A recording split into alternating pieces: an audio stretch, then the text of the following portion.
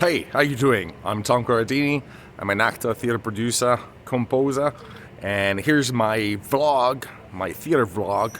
And if you're here, welcome to the channel. This is a channel about, it's not specifically about this vlog. It's basically the English version of another channel I do have, which is in Italian. And, but what happens this summer, I'm traveling from May until the end of August in various places, different theater festivals, performing as well. So I thought to keep a vlog of all these experiences. And today's topic is it's about your setup. What kind of setup are you using for your show? And I think all of this goes below the heading of less is better. I published another 2 videos and I explained how. If you use the less props you use, the better it is. How people who really stand out from the crowd usually are people who do less, who don't do that much, but are able to develop their own true character and persona. And today I'm going to speak about your setup as well. Well, why is that? Well, I'm here, as I said, for Inbox Dal Vivo, which is a theater festival here in Siena for arts industry professionals, and we got 7 shows which are shown to these arts industry professionals who then have the chance to tour all over the country, all over Italy. Some of them will do 40 days, some of them will do 20. Some noise there. I'm shooting this live, I had time to shoot it in the studio. And I watched this show, like I said, it's the first show I watched, which was very interesting, I must say. I mean, the first 15 minutes really got me into it. Then it kind of got lost. But in any case, the only thing, it was using this huge setup. It was like a huge bed, and complicated as well because there were some sort of special effects here and there, stuff like that. Now, so once again, it is much easier, but shallow at the same time, to do something with an overcomplicated and huge setup than to do something with a minimal setup. Imagine just a chair, for example. Can you do a show, an hour-long show, just using a chair and a table, maybe? That's difficult. Simple is difficult. And to get to the point where you're able to entertain an audience just using common props or, a super simple scenography or setup, it really is difficult. It just takes a lot of time because, of course, the easy route would be to use something which is spectacular in itself. But as you progress with time and you gain experience, you kind of become capable of doing, using less and less and less. Well, now, why is that important? Well, it is important, first of all, if you want to tour. Because, one thing is to tour, say you are in the UK, for example, you want to tour, UK-wide, all right, you do that. But say you want to tour all over the world, to another continent, in another continent, and China, for example, I mean, you name it.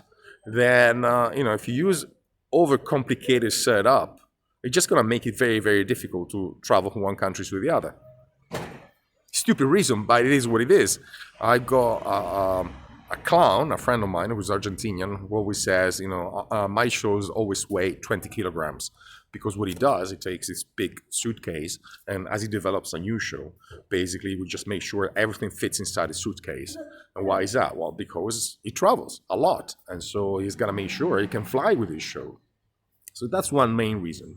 The second reason really has to do with how the industry is changing. Now, theater has changed a lot during the last 15 days.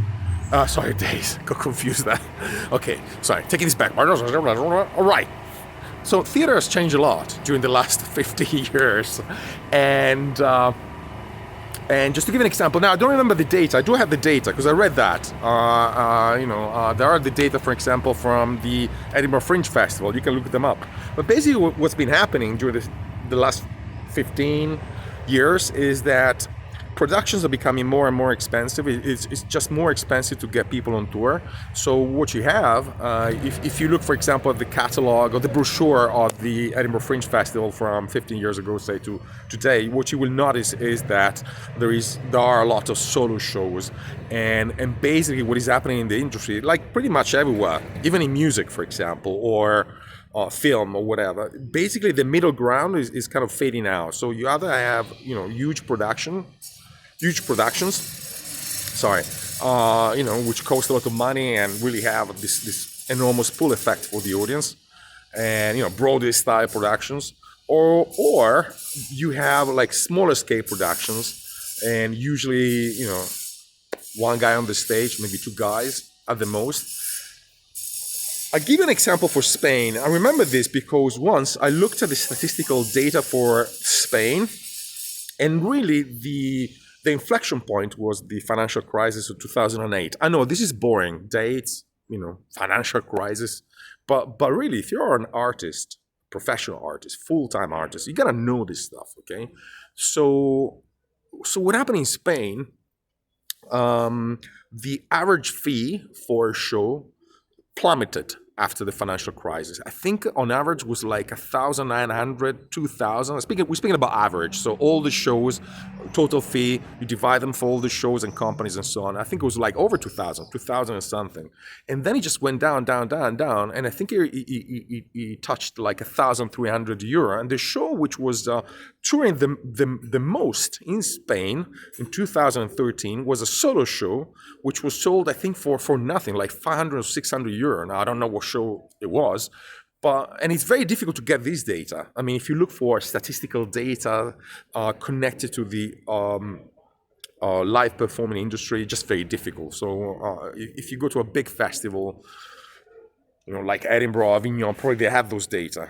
But otherwise, what's the point in, there is a point maybe to analyze the music industry in depth, just because there's so much money involved. But if you speak about theater really, and you look at the arts in general, so you go movies, music and so on, theater really is a very small part.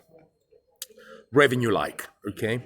So what's been happening really is that, at least in Europe, I would say, basically after 2008, fees started to sort of calm down.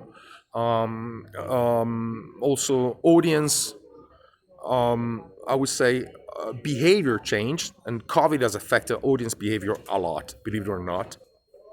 People stayed for 2 years in a row in their homes watching, Netflix or whatever. And so it just makes it more difficult to have those sort of mid productions, okay, which are not like the big ones or the smaller scale ones. And I think getting 4 people on the stage right now, and having a show that actually makes money with 4 people on the stage is quasi impossible. That's my take. Quasi impossible. I'll give you another statistical data. Sorry, it's boring, but I think you should know this. If you speak about the city of Milan, I mentioned that before, about 2%, 2 people every 100 actually have been to a venue, to a theater. So what I'm saying is, and that data, that quantity is slowly decreasing for a number of reasons, okay? You gotta grow an audience. And so it's very important, for example, to take kids to theater, because otherwise they just ignore it. They don't know what it is. And as people are immersed in their devices and so on, they're really,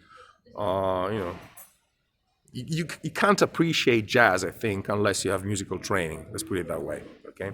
Sorry, I don't want to be negative here. I just want to give useful pieces of advice. So, like I said, if you're working on a show, make sure your setup is not so big that just makes it impossible for you to tour. Okay, and also try to envision from the very beginning where you're gonna take the show. Are you gonna take the show just in your country? Are you gonna travel just in your country? Are you gonna move it by land? Can you fly with your show? Can you take a boat with your show?